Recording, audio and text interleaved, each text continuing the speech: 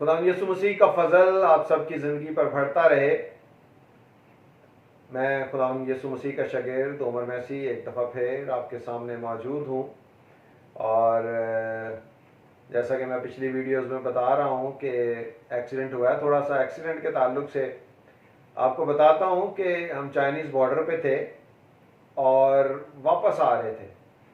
Chinese border जो है वो तकरीबन 16,000 फुट की बुलंदी पर है और उससे नीचे जो इलाका है सुस्त वैली वो तकरीबन 9,000 फुट की बुलंदी पर है। और हम दो बाइक्स पे थे और तकरीबन 70-80 की स्पीड थी कि मैं बाइक से उतर रहा था और बस सामने से आती हुई गाड़ी को साइड टच हुई, गाड़ी की साइड पे हिट हुए और उससे फिर गिर गए और फिर फ्रैक्चर हो गया। लेकिन इसके साथ ही मैं आपको ये बताना चाहता हूँ कि सड़क की साइड पे गहरी खाइयाँ हैं कि अगर बंदा गहरी खाई में चला जाए तो भी उसका बचना मुश्किल है। फिर उसके अलावा साथ ही दरिया भी चल रहा है, दरियाए गिलगित जो कि चाइनीज बॉर्डर से तकरीबन स्टार्ट होता है वो चल रहा है और काफ़ी तेज़ उसका बहाव है।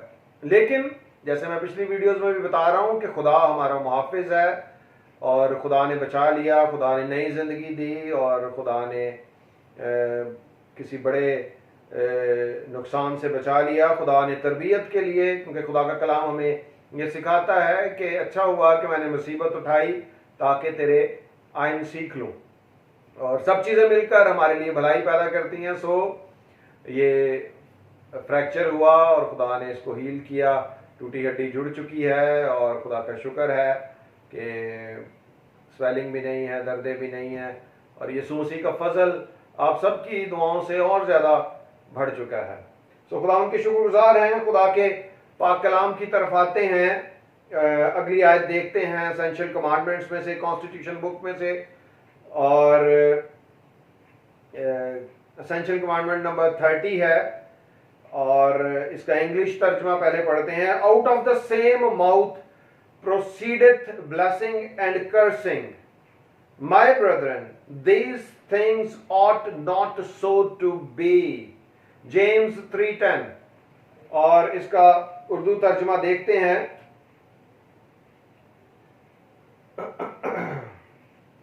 याकूब 3:10। एक ही मुंह से मुबारकबाद और बद्दुआ निकलती है, ऐ मेरे भाइयों ऐसा ना होना चाहिए। उसकी इससे ऊपर भी 9वीं आयत भी देखते हैं। इसी से हम खुदावंद और बाप की हम करते हैं, जुबान के ताल्लुक से बात हो रही है, और इसी से आदमियों को जो खुदा की सूरत पर पैदा हुए हैं बद्दुआ देते हैं। एक ही मुंह से मुबारकबाद और बद्दुआ निकलती है, ऐ मेरे भाइयों ऐसा ना होना चाहिए।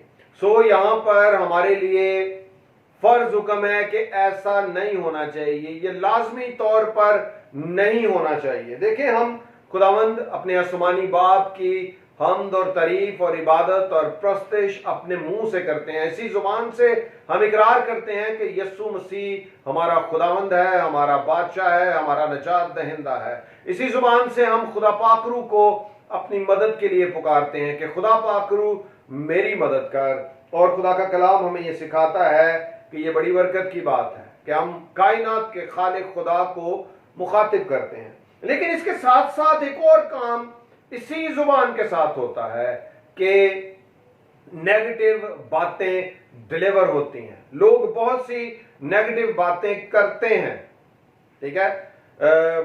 कोई अगर ये कहता हो कि ऐसा नहीं होता तो वो गलत है, क्योंकि प्रैक्टिकली फील्ड में हम इस बात को देखते हैं। आप भी अपने इर्द गिर्द जरा एनालिसिस करें, वालिदैन ही अपने बच्चों के लिए इंतहाई नेगेटिव बातें बोल रहे होते हैं, ठीक है। और जिस तरह भी हमने सीखा है कि ईमान का इजहार नहीं किया जा रहा होता, ठीक है। लोग बेईमानी की बातें कर रहे होते हैं कि कल किराया पे करने की आखिरी तारीख है, किराया कैसे पे होगा, पता नहीं सानू मालिक मकान घरों कट देगा, ठीक है। बिजली का बिल आखिरी तारीख है, साढ़े को पे होना ही नहीं है, बिजली साड़ी कट्टी जानी। ये सब नेगेटिव बातें हैं। बच्चों के लिए बोला जाता है, बच्चों को गालियां दी जाती हैं, उनके लिए नेगेटिव बातें बोली जाती हैं। ये सब कर्ज करने वाली बातें हैं। लोग अपने ही बच्चों को, अपने ही रिश्तेदारों को कर्ज कर रहे होते हैं, जो कि अच्छी बात नहीं है।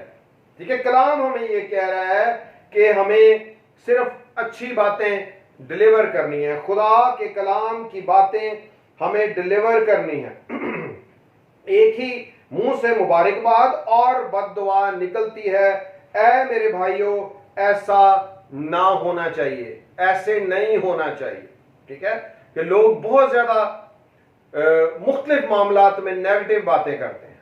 ठीक है, और कलाम अभी आगे हम इस बात को सीखेंगे कि हमारी अदालत हमारी जुबान के साथ भी होनी है। जो कुछ हम बोलते हैं इसके साथ भी हमारी अदालत होनी है। देखिए, मैं 2 नेगेटिव बातें बोलता हूं, ठीक है, जो कि कलाम में दर्ज हैं, जो लोगों को नेगेटिव नजर आ रही होती है कि शायद अपने पे ही जो है ये अपने लिए ही बुरा बोल रहा है, लेकिन वो मैं बोलता हूं। एक बात तो मैं ये बोलता हूं, जिस तरह पौलुस रसूल भी बोलता है कि यीशु मसीह गुनाहगारों को निजात देने के लिए आया, जिनमें सबसे बड़ा मैं हूं। दूसरी बात मैं बोलता हूं जो कि खुदावंद यीशु मसीह ने हमें हुक्म दिया है कि मैं निकम्मा नौकर।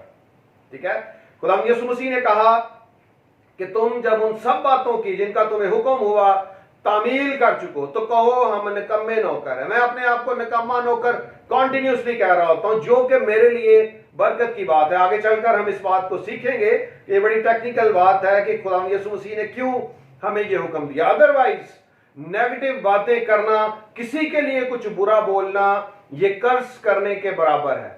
और ऐसे सारे ईमानदार, ऐसे सारे खादम जो रूल कुद्दस की कुदरत से मामूर हैं, और जब वो कोई नेगेटिव बात उनके मुंह से किसी के लिए निकल जाती है तो उस पर कर्ज करने के, लानत करने के बराबर है, जो कि नहीं होना चाहिए। सो मेरे सारे सुनने वालों से रिक्वेस्ट है, ईमानदारों से, खादमों से रिक्वेस्ट है कि किसी के लिए भी नेगेटिव बातें बोलने से अवॉइड करें।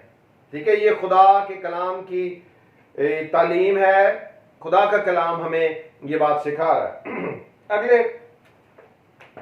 अगले हुक्म को देखते हैं, 31 number. For that ye ought to say, if the Lord will, we shall live and do this or that. James 4:15। इसी को उर्दू तर्जुमा पढ़ते हैं।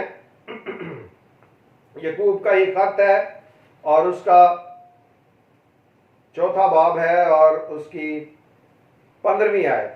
लेकिन इसको थोड़ा सा ऊपर से पढ़ते हैं, 13वीं आयत से पढ़ते हैं, ताकि आपको सियाक व सबाक का भी पता चल जाए। इसको जरूर इस पैसेज को रीड कीजिएगा। ये बड़ी इंपॉर्टेंट कमांडमेंट है हमारे लिए, जिसका लोगों को पता नहीं है। तुम जो ये कहते हो कि हम आज या कल फलां शहर में जाकर वहां 1 बरस ठहरेंगे और सौदागरी करके नफा उठाएंगे, और ये जानते नहीं कि कल क्या होगा। जरा सुनो तो, तुम्हारी जिंदगी चीज ही क्या है, बुखारात का सा हाल है, अभी नजर आए अभी गायब हो गए। यूं कहने की जगह तुम्हें यह कहना चाहिए कि अगर खुदावन चाहे तो हम जिंदा भी रहेंगे और ये या वो काम भी करेंगे। ठीक है जी, ये हमारे लिए कमांडमेंट है, ये हमारे लिए हुक्म है कि खुदा ये चाहता है। देखें, जहां पे पुराने अहद में हम इस बात को सीखते हैं कि यहूदी कौम, इस्राएली कौम खुदा का नाम लेने से काफ़ी हेजिटेट करते थे, झिझकते थे और अपने आप को पाक साफ करके खुदा का नाम लेते थे। वहीं पे नए अहद में हमें ये हुक्म है कि कलाम या काम जो कुछ करते हो खुदावंद यीशु मसीह के नाम से करो। कि हर एक बात पे हमें खुदावंद यीशु मसीह का नाम लेकर शुक्रगुजारी के साथ अच्छी पॉजिटिव बातें बोलनी है। सो यहां पर हमारे लिए क्या हुक्म है 15वीं आयत में कि हमें ये कहना है कि अगर खुदावंद यीशु ने चाहा तो हम ये काम करेंगे। अगर खुदावंद यीशु मसीह ने चाहा तो कल हम मुल्तान में जाकर मुनादी करेंगे। अगर खुदावंद यीशु मसीह ने चाहा तो मैं वहां पर सलामती से पहुंच जाऊंगा। ये जुमले हमें सीखने की जरूरत है और अपनी जुबान से डिलीवर करने की जरूरत है। ठीक है, गैर कौमों का लफ्ज एक यूज होता है, इसका मतलब कुछ ऐसा ही है कि इसी बात को देखते हुए उनकी एक वर्डिंग है जो कि वो बहुत बोलते हैं, और मसीही कौम भी इस वर्डिंग को बहुत ज्यादा बोलती है कि वो इंशाल्लाह बोलते हैं। ठीक है, जिसका यहीं से ही जो सेंट्रल आइडिया है। ठीक है जी। लेकिन हमें ये बोलना है कि खुदावंद यीशु के फजल से कल मैं पिंडी सलामती के साथ पहुंच जाऊंगा। अपनी वर्डिंग को दुरुस्त करने की जरूरत है, अपनी बोलचाल को दुरुस्त करने की जरूरत है। इसमें क्लियर है, फिर से सुने, अगर खुदावंद चाहे तो हम जिंदा भी रहेंगे और ये या वो काम भी करेंगे। ठीक है जी। सो ये बड़ी इंपॉर्टेंट कमांडमेंट है आप सबके लिए। इसको जरूर प्रैक्टिकल लाइफ में लेकर आए, इस पर अमल करना शुरू करें। ठीक है जी। एक और आयत को देख लेते हैं जल्दी से, फिर क्लोज करते हैं। Commandment number 32, he that saith he abideth in him ought himself also so to walk even as he walked। 1 John 2:6। इसका उर्दू तर्जुमा देखते हैं। जो कोई ये कहता है कि मैं उसमें कायम हूं तो चाहिए कि ये भी उसी तरह चले जिस तरह वो चलता था। यहां पर खुदा का कलाम हमें यह हुक्म दे रहा है कि जो कोई ये समझता है, ये कहता है कि मैं खुदावंद यीशु मसीह में कायम हूं, तो उसको क्या करना है कि जिस तरह खुदावंद यीशु मसीह चलता था उसी तरह चलना है। यानी कि कलाम पर अमल करते हुए जिंदगी गुजारनी है। खुदावंद यीशु मसीह ने सारी कमांडमेंट्स पर अमल करके हमें दिखा दिया, हमें हमारे लिए एक एग्जाम्पल सेट की है। उन्होंने सारी कमांडमेंट्स पर अमल करके हमारे लिए एक लाइन ऑफ एक्शन दे दिया है। और हमें भी अब जो कमांडमेंट्स खुदावंद यीशु मसीह ने हमें दी हैं, हमें उन सारी कमांडमेंट्स पर अमल करना है। ये यीशु मसीह के हुक्म है, ये खुदा के कलाम में हमारे लिए हुक्म है। खुदा पाकरू की तरफ से, खुदा बाप की तरफ से, खुदावंद यीशु मसीह की तरफ से नए अहदनामा में हमारा एक कंप्लीट लिविंग स्टाइल दर्ज है कि हमें क्या क्या कुछ करना है, किन बातों पर अमल करना है और किन बातों पर अमल नहीं करना। जो ये समझता है कि वो खुदा में कायम है तो उसको कलाम पर अमल करना है, यीशु मसीह की तरह कलाम पर अमल करते हुए जिंदगी गुजारनी। अगर वो अमल नहीं कर रहा तो इसका मतलब ये है कि वो खुदा में कायम नहीं है। यही इस आयत का जो कोई ये कहता है कि मैं उसमें कायम हूं, आप अगर कलाम पर अमल नहीं कर रहे तो आप खुदा में कायम नहीं हो। अगर आपने नाजायज ताल्लुकात रखे हुए हैं और बुरी जिंदगी गुजार रहे हो तो आप खुदा में कायम नहीं हो। नई पैदाइश के बावजूद भी अगर आपकी जिंदगी बुरी है तो आप खुदा में कायम नहीं हो। खुदावंद यीशु मसीह आपको इस सारे वीडियो क्लिप के वसीला से बरकत दे और यीशु मसीह का फजल आप सबकी जिंदगियों पर कॉन्टिन्यूसली बढ़ता रहे। आमीन।